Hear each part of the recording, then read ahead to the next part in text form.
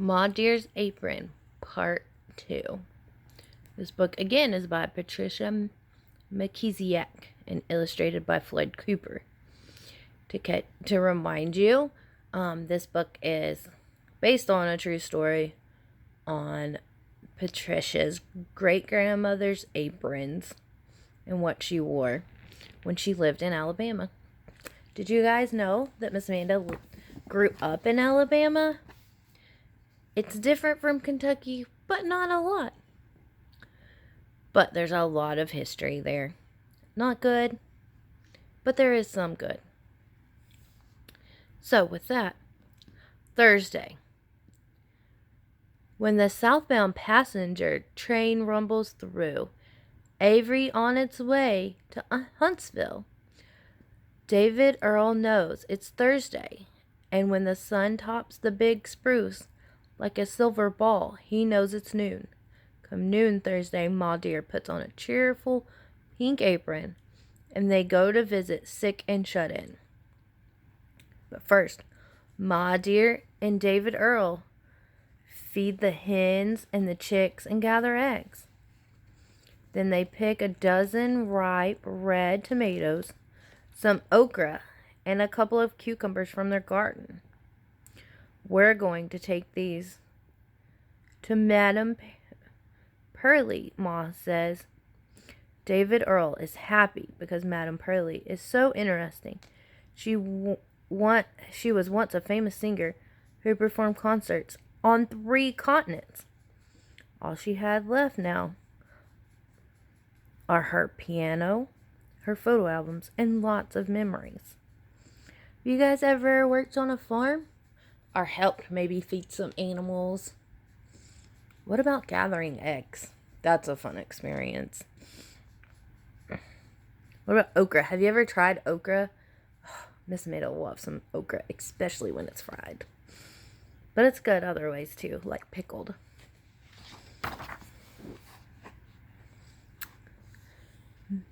Madame Pearlie, did you really sing for the Queen of England?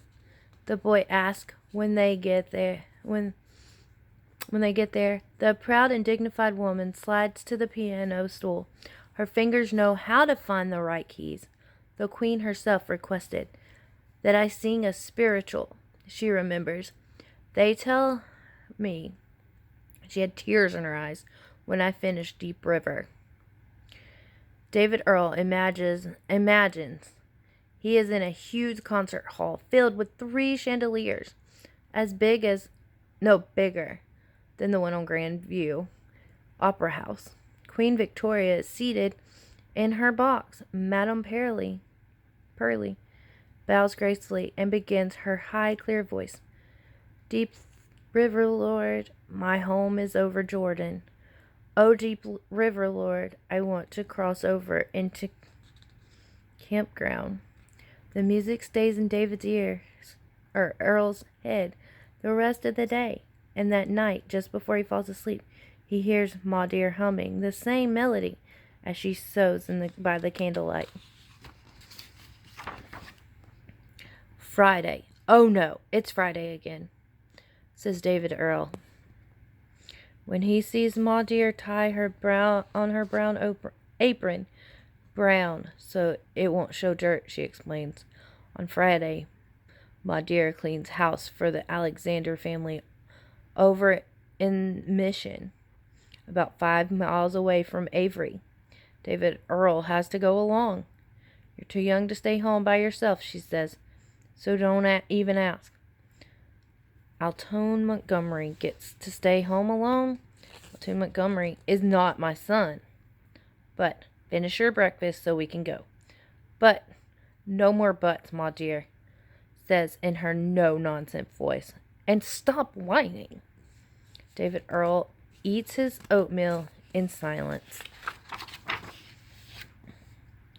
Once they get to the Alexanders, Ma Dear is not so angry anymore. The house is big, but not nearly as grand as the Hillenbeck mansion. Ma Dear says that the Alexanders are expecting to be rich people, but they are not rich yet. Miss Alexander leaves a long list of things for Ma Dear to do. While she works, Ma Dear teaches David Earl a new song, inch along, like a poor inchworm. She covers his face with a handkerchief. Then she covers her own face with the apron. They beat the rugs, shovel ashes out of the fireplace, and scrub floors. Have you ever done any of those chores? Have you ever had to get the dirt out of a rug before? It puts a lot of dust in the air and it's kind of gross. Shoveling the ashes out of a fireplace, that's not fun either. It's all dusty, and again, you get a bunch of dirt in your face. When they stop for lunch, Ma Dear takes a piece of string from her apron pocket.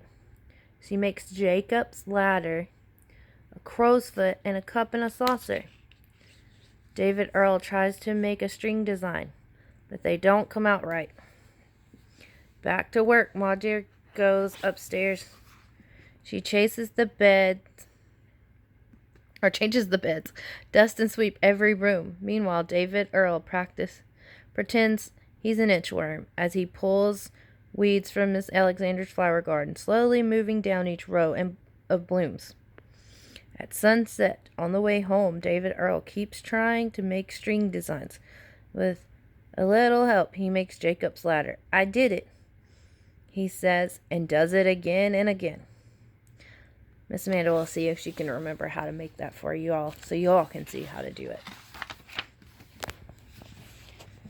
It's Saturday.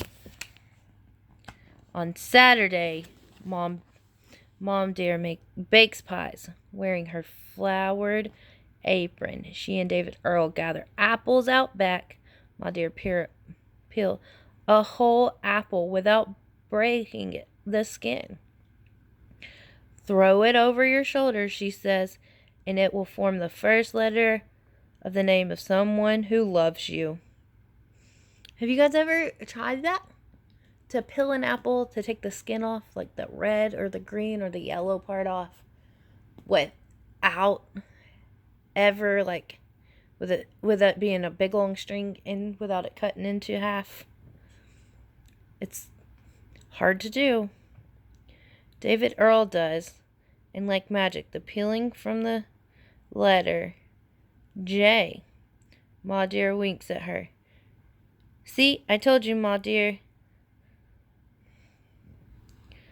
Ma Dear's name is Janelle.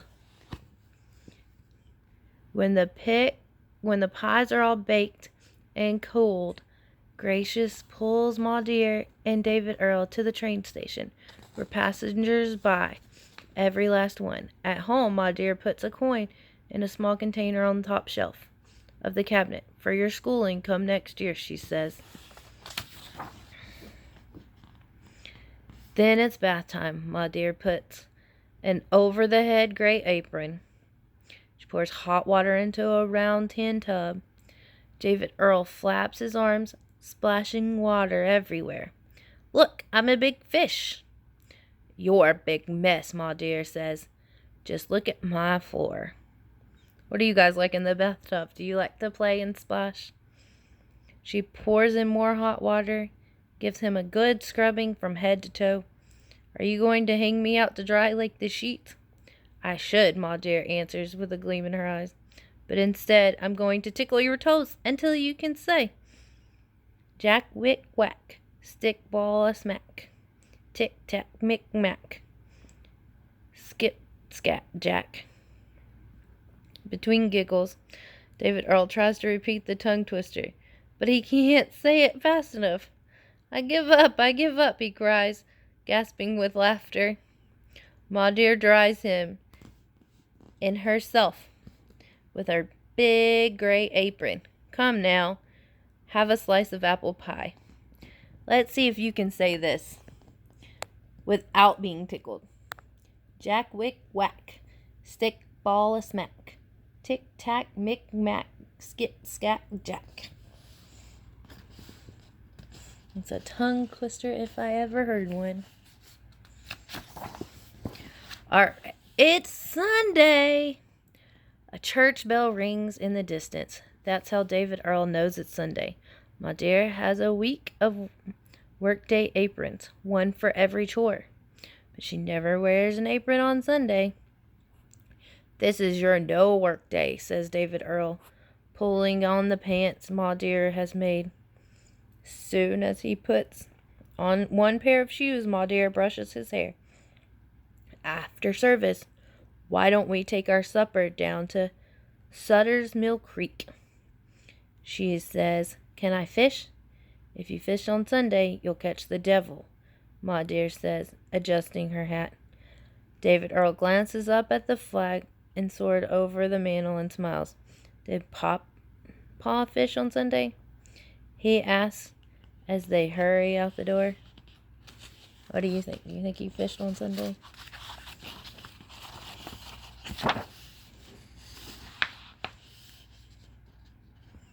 The end.